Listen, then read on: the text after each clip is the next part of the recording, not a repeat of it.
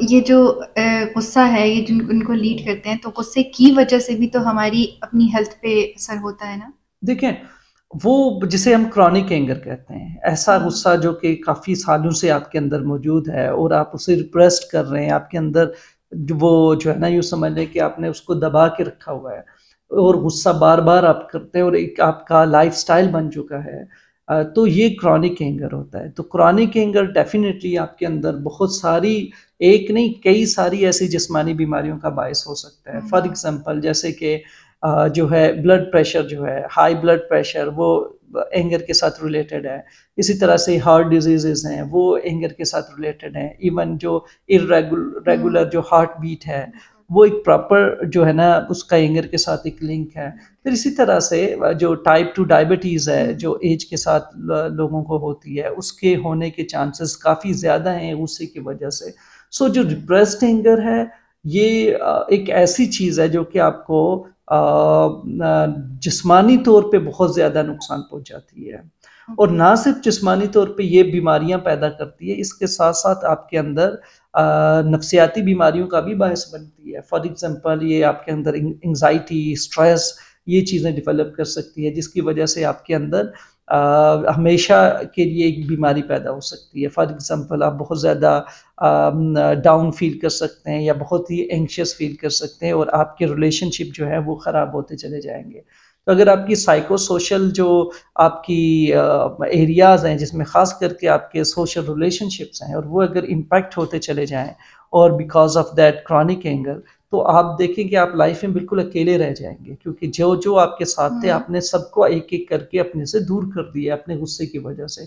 सो ये बहुत ज़्यादा डिप्रेसिंग भी हो सकता है और बहुत ज़्यादा एंग्जाइटी कॉजिंग भी हो सकता है। सो मेंटल हेल्थ इश्यूज़ और प्लस जो आपके फिजिकल हेल्थ इश्यूज़ हैं, ये गुस्से को बहुत ज़्यादा बढ़ाते हैं। और गुस्से के साथ अगर देखा जाए तो हेडेक भी लोगों को होता है। तो कुछ लोग जो है ना रिपोर्ट करते हैं कि यार उनका हेडेक बहुत ज़्यादा रहता है। और एग्रेशन बेसिकली ये एक बहुत बड़ा प्रॉब्लम है। और डिफरेंशिएट करने की ज़रूरत होती है कि एंगर और एग्रेशन बेसिकली सेम चीज़ नहीं है। एंगर एक नॉर्मल जेन्युइन ह्यूमन इमोशन है जो कि किसी भी इंसान में पैदा हो सकता है, रिगार्डलेस कि उसका पेशा क्या है, उसकी तालीम क्या है, वो उसकी एज क्या है या उसका जेंडर क्या है। हर एक इमोशन, ये जो बेसिक इमोशन है, ये हर एक इंसान में पैदा हो सकता है।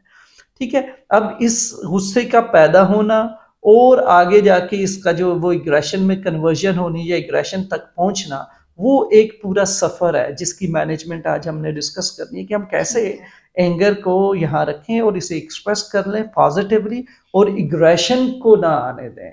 एंगर इमोशन है, इग्रेशन आपका बिहेवियर है और जो कि डिस्ट्रक्टिव होता है, जिसमें आप जो है ना चीज़ों को, लोगों को और इस तरह से अपनी इन्वायरमेंट में एक डिस्ट्रक्टिव और तबाही मचाते हो और शोर शराबा करते हैं। ये वर्बल भी हो सकता है, ये फिजिकल भी हो सकता है। ठीक है। जैसे अभी आपने बताया, हमने काफ़ी इस तरह ऑब्ज़र्व किया लोगों के कि वो एग्रेशन कोई जो है वो और निकालते हैं इस तरह के, उन्होंने एग्रेसिवली उनसे निकाली, चाहे वो वर्बल है चाहे वो फिजिकल है। कुछ जो है वो सप्रेस कर लेते हैं, नहीं शो करते। तो इसका हेल्दी वे क्या है कि हम कैसे एग्रेशन को एक हेल्दी वे में देखिए, जैसे ना एक टर्म है इस्लामिकली जिसे कहते हैं कि काज़मीन अल-गैज़, कि वो लोग जो अपने गुस्से को पीते हैं, पी जाते हैं, वो अपने अंदर उसको कंट्रोल कर लेते हैं। अब इसका हरगिज़ ये मतलब नहीं है कि आप रिप्रेशन में चले जाते हैं या अपने गुस्से को अपने अंदर दबा के फिर उसको उससे उससे नावाकिफ़ हो जाते हैं और वो आपके अंदर पकता ही चला जाता है और फिर एक दिन ब्लास्ट होता है बंदा और वो एग्रेशन बड़ा स्ट्रांग होता है। बल्कि ये वो लोग होते हैं जो गुस्से को पीते हैं, और गुस्से को पीने से मुराद ये है कि गुस्से को पीते हैं आप, बेसिकली आप उस फीलिंग को एक्नॉलेज करते हैं, ओके, कि मैं एग्रेसिव हूँ, मेरे अंदर गुस्सा पैदा हुआ है, और फिर उस गुस्से को आप अपने अंदर कंट्रोल करते हैं, रेगुलेट करते हैं, और देन थ्रू फॉरगिवनेस, थ्रू जो जैसे माफ़ी, लोगों को माफ़ करना, दरगुजर करने से उसको डील करते हैं इन फीलिंग से, इन प्रैक्टिसेस से।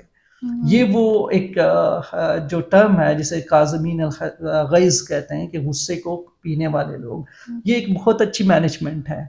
और सो रिप्रेस्ड करना, एक्चुअल जो हमें अभी जो ज़रूरत है साइकोलॉजिकली, वो हमारी इस फीलिंग को एक्नॉलेज करना और इसको एक्सेप्ट करना, और गुस्से को ऐसे कंट्रोल करना कि ये जो गुस्से का इमोशन है ये रेगुलेट हो जाए पॉजिटिवली। गुस्से का हरगिज़ ये मतलब नहीं है कि गुस्से में आपने गाली देना है, शोर शराबा करना है, अब्यूसिव होना है, वर्बली या फिजिकली चीज़ें तोड़नी है, नो, या सेल्फ हार्म करना है, खुद को नुकसान पहुंचाना है, ये गुस्से का हरगिज मतलब नहीं है। अब ये वो मॉडल्स हैं जो हमने अपने माहौल से सीखे हुए हैं, हमने अपने इर्द गिर्द मौजूद लोगों से सीखे हुए हैं, क्योंकि गुस्सा तो पहले दिन से ही है। जैसे ही बच्चा पैदा होता है, आंखें खोलता है, माहौल में रहता है, लोगों से इंटरेक्ट करता है, तो वो देखता है उसके माँ बाप कैसे गुस्से को कैसे डील कर रहे हैं। माँ जब गुस्से में आती है तो क्या करती है, इसी तरह से फादर जब एग्रेसिव होते हैं या गुस्सा उन्हें पैदा होता है तो वो क्या करते हैं, तो बच्चे ये पैटर्न्स ऑब्जर्व करते हैं, देखते हैं, सुनते हैं, फिर वो उनको अपना लेते हैं। जब वही फीलिंग्स बच्चा फील करता है, वैसी फ्रस्ट्रेशन, वही इमोशंस फील करता है, तो उसके पास एकदम से वो मॉडल आ जाता है कि अम्मा ने ये किया था, अब्बा ने ये किया था, या जो एक्सटेंडेड फैमिली मेंबर है, चाचा ताए या फूफियां खाला हैं, वो क्या करती हैं, तो वैसा ही बिहेवियर फिर बच्चे अपनाना शुरू कर देते हैं। तो वो पैटर्न्स फिर हमें दिखता है, क्योंकि जी अब्बा ऐसा करते थे, दादा ऐसा करते थे, चाचा ऐसा करते थे, अब बच्चा भी ऐसा कर रहा है, तो हमें लगता है कि ये शायद हमारी विरासत में है। तो ऐसा नहीं है कि जीन्स विरासत में नहीं है, बल्कि ये सॉरी गुस्सा विरासत में नहीं है, बल्कि ये एक प्रॉपर एक एंगर है जिससे रिलेटेड एग्रेशन, उसको डील करने के जो तरीके हैं आपने अपने फैमिली से सीखे हैं। सो ये सीखा गया अमल है जो ऐसे चला आ रहा है। सो इसको बदलने की जरूरत है, इस चेन को ब्रेक करने की जरूरत है, और गुस्से में आप काम डाउन रिलैक्स होके बड़े अच्छे से बात कर सकते हैं। ये वैल्यू सीखने की जरूरत है। गुस्से का हरगिज मतलब नहीं है कि आप शोर करें, बल्कि गुस्से में आप काम भी रह सकते हैं, आप रिलैक्स रह सकते हैं, और आप अपने मसले को हल की तरफ लेके जा सकते हैं।